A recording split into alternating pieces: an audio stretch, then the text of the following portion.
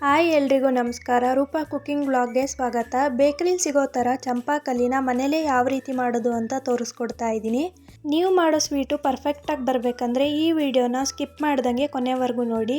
ಮೊದಲಿಗೆ ದಪ್ಪ ತಳ ಇರೋ ಪಾತ್ರೆಗೆ 1 ಲೀಟರ್ ಹಾಲು ಹಾಕ್ಕೊಂಡು ಕಾಯಿಸ್ಕೊತಾ ಇದ್ದೀನಿ. ಈ ಸ್ವೀಟ್ ಮಾಡ್ಕೋಬೇಕಾದ್ರೆ ಫುಲ್ ಫ್ಯಾಟ್ ಮಿಲ್ಕ್ನ ತೊಗೋಬೇಕು, ಲೋ ಫ್ಯಾಟ್ ಮಿಲ್ಕ್ನ ತೊಗೋಬಾರ್ದು, ಸ್ವೀಟ್ ಚೆನ್ನಾಗಿ ಬರಲ್ಲ. 3 ಸ್ಪೂನ್ ಆಗೋಷ್ಟು ವಿನೆಗರ್ನ ತೊಗೊಂಡಿದ್ದೀನಿ. ವಿನೆಗರ್ ಇಲ್ಲ ಅಂದರೆ ನಿಂಬೆಹಣ್ಣಿನ ರಸನೂ ಯೂಸ್ ಮಾಡ್ಬೋದು. ಹಾಲು ಉಕ್ತಾ ಇರೋ ಟೈಮಲ್ಲಿ ಒಂದೊಂದೇ ಸ್ಪೂನ್ ವಿನೆಗರ್ ಹಾಕ್ಕೊಂಡು 1 ನಿಮಿಷ ಈ ಥರ ಮಿಕ್ಸ್ ಮಾಡ್ಕೋಬೇಕು. ಒಂದೇ ಸತಿ ನಾವು ಎಷ್ಟು ವಿನೆಗರ್ ತೊಗೊಂಡಿರ್ತೀವಿ ಅಷ್ಟನ್ನು ಹಾಕೋಬಾರ್ದು. ಒಂದೊಂದೇ ಸ್ಪೂನ್ ಈ ಥರ ಹಾಕ್ಕೊಂಡು ಮಿಕ್ಸ್ ಮಾಡಿಕೊಂಡ್ರೆ ಸ್ವಲ್ಪನೇ ಹಾಲು ಹೊಡಿತಾ ಬರುತ್ತೆ. ಒಂದು 5 ನಿಮಿಷದಲ್ಲೆಲ್ಲ ಇದಾಗೋಗುತ್ತೆ. ನೀರು ಸಪ್ರೇಟು ಪನ್ನೀರ್ ಸಪ್ರೇಟ್ ಆಗ್ತಿದೆ ಅಂದಾಗ ವಿನೆಗರ್ ಹಾಕೊಳ್ಳೋದನ್ನು ನಿಲ್ಲಿಸ್ಬೇಕು.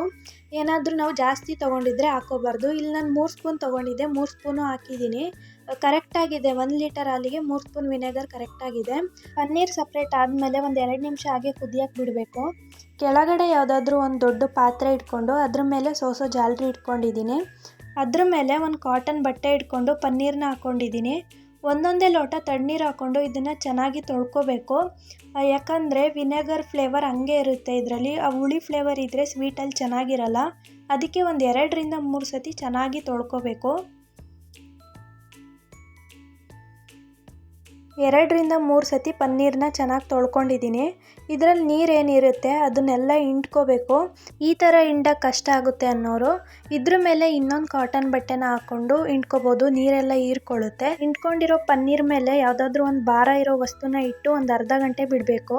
ಪನ್ನೀರ್ ರೆಡಿ ಆಗೋಷ್ಟರಲ್ಲಿ ಚಂಪಾಕಲಿಗೆ ಸಕ್ಕರೆ ಪಾಕನ ಮಾಡ್ಕೊಳ್ಳೋಣ. ಒಂದು 100 ಗ್ರಾಮ್ ಆಗೋಷ್ಟು ಸಕ್ಕರೆನ ತೊಗೊಂಡಿದ್ದೀನಿ. ಅದಕ್ಕೆ ಅರ್ಧ ಲೀಟ್ರ್ ನೀರು ಹಾಕ್ಕೊಂಡು ಕುದಿಯೋಕೆ ಇಟ್ಕೋಬೇಕು. ಪನ್ನೀರಲ್ಲಿರೋ ನೀರೆಲ್ಲ ಹೋಗಿ ಚೆನ್ನಾಗಿ ರೆಡಿಯಾಗಿದೆ.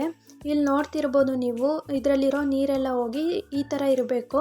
ಈ ಥರ ಇದ್ದರೆ ಪರ್ಫೆಕ್ಟಾಗಿದೆ ಅಂತ ಪನ್ನೀರು. ಇದನ್ನು ಒಂದು ಪ್ಲೇಟಿಗೆ ಹಾಕ್ಕೊಂಡು ಪನ್ನೀರನ್ನ ಕೈ ಹಸ್ತದಿಂದ ಚೆನ್ನಾಗಿ ಒಸ್ಕೋಬೇಕು. ಬೇರೆ ಹಿಟ್ಟು ಕಲಿಸ್ತೀವಲ್ಲ ಆ ಥರ ಮಿತ್ಕೋಬಾರ್ದು. ಕೈ ಹಸ್ತದಲ್ಲಿ ಈ ಥರ ಮಾಡಿಕೊಂಡ್ರೆ ಚೆನ್ನಾಗಿ ಸಾಫ್ಟ್ ಆಗುತ್ತೆ. ಮತ್ತು ಇದನ್ನು ಒಂದು 10 ರಿಂದ 15 ನಿಮಿಷ ಆದರೂ ಈ ಥರ ಮಾಡ್ಕೋಬೇಕು. ಈ ಥರ ಒಸ್ಕೊಳ್ಲಿಲ್ಲ ಅಂತ ಅಂದರೆ ಪನ್ನೀರ್ ಸಕ್ಕರೆ ಪಾಕಕ್ಕೆ ಹಾಕಿದ ಕೂಡಲೇ ಕಲಸೋಗುತ್ತೆ.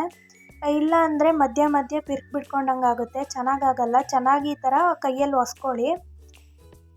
1 ಸ್ಪೂನ್ ಆಗೋಷ್ಟು ಕಾರ್ನ್ಫ್ಲೋರ್ನ ಹಾಕೋತಾ ಇದ್ದೀನಿ. ಕಾರ್ನ್ಫ್ಲೋರ್ ಇಲ್ಲ ಅನ್ನೋರು ಮೈದಾನೂ ಹಾಕೋಬೋದು. ಕಾರ್ನ್ಫ್ಲೋರು ಪನ್ನೀರಿಗೆ ಚೆನ್ನಾಗಿ ಮಿಕ್ಸ್ ಆಗಬೇಕು. ಒಂದು 2 ನಿಮಿಷ ಈ ಥರ ಒಸ್ಕೊಂಡ್ರೆ ಸಾಕು. ನೋಡ್ತಿರ್ಬೋದು ನೀವು, ಪನ್ನೀರ್ ಮೊದಲು ಎಷ್ಟು ಗಟ್ಟಿ ಇತ್ತು, ಇವಾಗ ಎಷ್ಟು ಸಾಫ್ಟ್ ಆಗಿದೆ ಅಂತ. ತಟ್ಟೆಗೆ ಅಂಟ್ಕೋಬಾರ್ದು ಮತ್ತು ಮುಟ್ಟಿದ್ರೆ ಬೆಣ್ಣೆ ಅಷ್ಟು ಸಾಫ್ಟಾಗಿರಬೇಕು ಪನ್ನೀರು. ಆವಾಗ ರೆಡಿಯಾಗಿರುತ್ತೆ. ಎಲ್ಲದನ್ನು ಈ ಥರ ಉಂಡೆ ಮಾಡಿ ಇಟ್ಕೊಂಡಿದ್ದೀನಿ. ಒಂದು ಉಂಡೆನ ತೊಗೊಂಡು ಸೆಲ್ಫ್ ಮೇಲೆ ಈ ಥರ ಸಿಲಿಂಡರ್ ಶೇಪಲ್ಲಿ ಮಾಡ್ಕೊಂಡಿದ್ದೀನಿ. ಚಂಪಾಕಲಿಗೆ ಪನ್ನೀರ್ ರೆಡಿಯಾಗಿದೆ. ನಿಧಾನಕ್ಕೆ ಮಾಡ್ಕೋಬೇಕು, ಜಾಸ್ತಿ ಪ್ರೆಸ್ ಮಾಡ್ಕೋಬಾರ್ದು. ನೀವು ಬೇಕಿದ್ರೆ ಕೈಯಲ್ಲೂ ಮಾಡ್ಕೋಬೋದು ಅಥವಾ ಮನೆಯಲ್ಲೂ ಮಾಡ್ಕೋಬೋದು. ಎಲ್ಲ ಪನ್ನೀರ್ನೂ ಮಾಡಿಟ್ಕೊಂಡಿದ್ದೀನಿ. ಸಕ್ಕರೆ ಪಾಕ ಕುದೀತಾ ಇದೆ, ಅದಕ್ಕೆ ಒಂದು ಏಲಕ್ಕಿನ ಜಜ್ಜಿ ಹಾಕ್ಕೊಂಡಿದ್ದೀನಿ. ಇದು ಆಪ್ಷನಲ್, ಬೇಕಾದರೆ ಹಾಕ್ಕೊಳ್ಳಿ. ಫ್ಲೇವರಿಗೆ ಅಂತ ನಾನು ಹಾಕಿದ್ದೀನಿ ಅಷ್ಟೇ. ಸ್ವಲ್ಪ ಫುಡ್ ಕಲರ್ನ ಆ್ಯಡ್ ಮಾಡಿದ್ದೀನಿ. ನೀವು ಬೇಕಾದರೆ ಕೇಸರಿ ದಳಗಳನ್ನ ಹಾಕೋಬೋದು. ಮೊದಲೇ ಮಾಡಿಟ್ಕೊಂಡಿರೋ ಪನ್ನೀರನ್ನ ಪಾಕದೊಳಗಡೆ ಹಾಕೋತಾ ಇದ್ದೀನಿ. ಒಂದೊಂದೇ ಬಿಡ್ಕೋಬೇಕು, ಒಂದೇ ಸತಿ ಎಲ್ಲದನ್ನು ಹಾಕೋಬಾರ್ದು. ಸಕ್ಕರೆ ಪಾಕನ 1-2 ಕುದಿ ಕುದಿಸ್ಕೊಂಡ್ರೆ ಸಾಕು, ಒಂದೆಳೆ ಬರಬೇಕು ಅನ್ನೋದೇನಿಲ್ಲ.